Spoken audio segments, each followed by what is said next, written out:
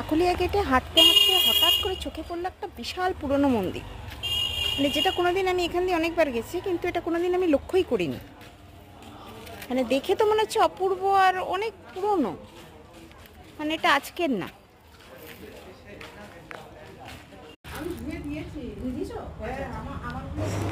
এই মন্দিরে মায়ের মুখটা অসাধারণ।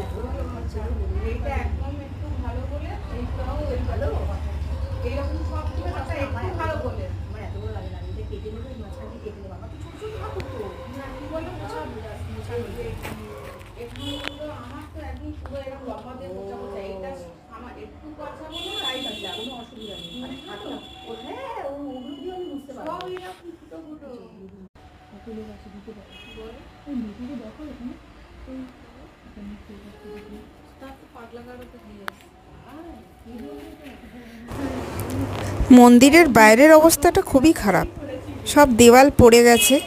হতে পারে কি রিনোভেট হবে, সেটা জানি না, কেউ কিছু বলতে পারলো না। কিন্তু মন্দিরটা দেখুন, দেখলেই বুঝতে পারবেন যে অনেক অনেক বছর পুরনো।